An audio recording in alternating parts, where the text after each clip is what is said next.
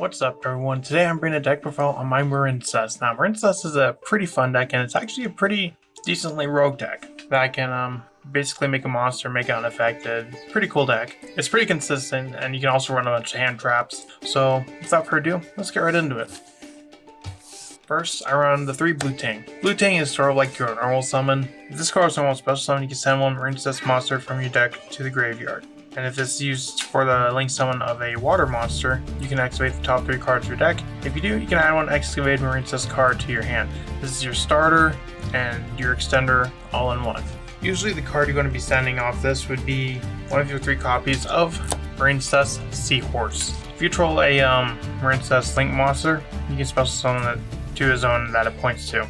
Additionally, while it's in the graveyard except the turn it was sent to the graveyard, you can banish this card from your graveyard to special summon one water monster from your hand to your zone a Marincess link monster points to. We also run 3 Spring Girl.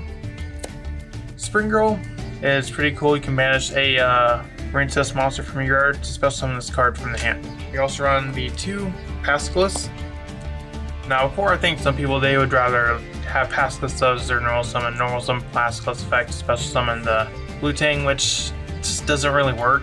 Well, if your opponent doesn't have a hand trap, then it works just fine, but Pascalis can easily become a choke point if they Veiler or Impermit or just in some way negate the Pascalis, then your plays die there. Now I'd much rather go for Blue Tang first and then off maybe something like Marincess Dive or Whirl an Enemy or something like that. I'd rather summon the Pascalis.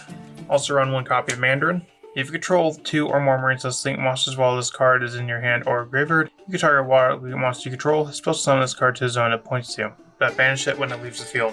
For hand traps, I run 3 Ash, 3 Nibiru, 2 Ogre, 2 Veiler, 1 Ghost Spell, and 1 Ghost Mourner. The main hand traps to use are Ash, Nibiru, and Impermit, which you'll see later on. I run 1 Ghost Spell and 1 Ghost Mourner as sort of like a crossed out target. Considering this deck has a lot of free space for hand traps, and a hand trap can hurt this deck pretty hard. Something like cross out works really well. Now, if maybe your locals or the tournaments you're going to, people tend to be playing Spooky Dogwood or Droll and Lockbird a bit more, then obviously you can adjust hand traps accordingly. Moving on to the spells, I run 1 Battle Ocean. Battle Ocean is very important in this deck because basically when a Marincess link monster is summoned, you can target 3 Marincess link monsters in your graveyard, attach them to it as material. And all Marincess monsters you control gain 200 attack, and they also gain 600 attack for each Marincess card equipped to it. So let's say you summon your Link 4 Marincess. You can target, well, it doesn't really have a target. You can just equip 3 Marincess link monsters that are in your graveyard to it, and they gain, and your Link 4 will gain 600 attack for each of the equipped monsters, as well as an additional 200. So it can become pretty big. Also run 3 copies of Marincess Dive. It's got 2 effects, depending on what your board state is, if you have Battle Ocean or not. First off, you can target 1 non-link Marincess monster in your graveyard, special summon it, and if Battle Ocean is on the field, you can special summon Marincess monster from your deck. So you always want to activate Battle Ocean before you activate Dive, but if you're unable to, then Dive can end up being good enough with the first effect. I run 3 Silent Mining. It's your Rhoda for the deck, and as I mentioned before, the 3 Cross Out Designator. Moving on to the traps, I run 3 Wave, or not 3 Wave, 2 Wave. Wave is essentially an imperm, but if you control a link 3 or higher, you can activate it from the hand. Additionally, if you control a link 2 or higher Marincess monster, all face-up monsters you currently control are unaffected by your opponent's card effects until the end of the turn. So Marincess Wave is like a better infinite permanence. It makes your monsters unaffected and can be activated from the hand. Also play 3 infinite permanents as well too. Moving on to the action deck, I run 2 Blue Slug. Blue Slug, when it is link summoned, you can target a Marincess monster in your graveyard, add it to your hand. Also run the 2 Sea Angel. Sea Angel is your spell searcher. I run 2 Whirl an Enemy. Whirl an Enemy, you can target 1 water monster with 1500 or less attack in your graveyard. Special summon to your zone this card points to. Now most of the effects lock you into water, which Whirl an Enemy does, but Dive does as well, which is fine. We only play water monsters. There's only like 1 monster in our entire deck that isn't water, that's not a hand trap. Well, not even the deck. That includes the extra deck. And Coral Enemy also has an additional effect when it's sent to the graveyard to add a water monster back to your hand. Or Marincess card back to your hand.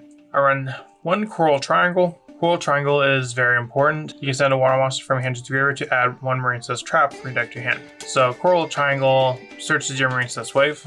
It's also got an additional effect that while you can banish this card from your graveyard, special summon one water link monster from your graveyard while whose combined link ratings equal exactly 3. I also run the one Marbled Rock. Marbled Rock, you target Marincess card in your graveyard, add to your hand, so it's like the secondary effect of Coral Enemy. Additionally, when your opponent monster fires an attack, you can send one Marincess monster from your hand to the graveyard, and for that battle, monsters cannot be destroyed by battle and you take no battle damage. Now for our Link 4s, we run the one Great Bubble Reef. We have 3 Link 4s, and all of them kind of do different things. Great Bubble Reef is basically just something that's unaffected, hard to get rid of, and just big. It also gains additional attack for each water monster, and once per turn during each standby phase, you can banish a water monster from your graveyard to draw one card. Also run one Wonder Heart. Marincess Wonder Heart is sort of like the going second option in the Marincess. Once per battle during damage calculation, if this card battles a monster, quick effect, you can special summon one of your Marincess monsters cards equipped to this card. And also run the one Aqua Argonaut. Aqua Argonaut is like what you're going to end on going first. The Wonder Heart is going second. So Aqua Argonaut, while this card is in the extra monster zone, the opponent's monsters cannot attack any monster except this one. You can target water monster control and one card in your opponent's control, return them to the hand, and during your opponent's turn when a spell trap card is activated, quick effect, you can special summon one of your Marincess monsters equipped to this, and if you do, negate the effect. Also run one Splash Mage. Splash Mage is kind of like Coral Enemy. It's a reborn for Cybers, and the Marincess are Cybers for some reason. I don't really know why they're Cybers. I feel like maybe Fairy Fish or something like that, but hey, it works. Also run the one Access Code Talker as another like game closing option. It's the only non-water that we will probably summon, and even then, Access Code Talker is a bit 50-50. Like this is a card if you want to take it out for like World CZ Atlantis, it's also an option, but I like Access Code Talker better in that regards. For the XYZs, I run the one Bahamut Shark, which will summon us the Totally Awesome. Totally Awesome is just awesome. It's a really good card, and being able to make rank 4 is good, and we're usually going to make that off of the Pascalis. So what do you think of the Marincess deck? Think it's pretty good? Think it's got a lot of potential? Let me know in the comments and I'll see you in the next video. Bye.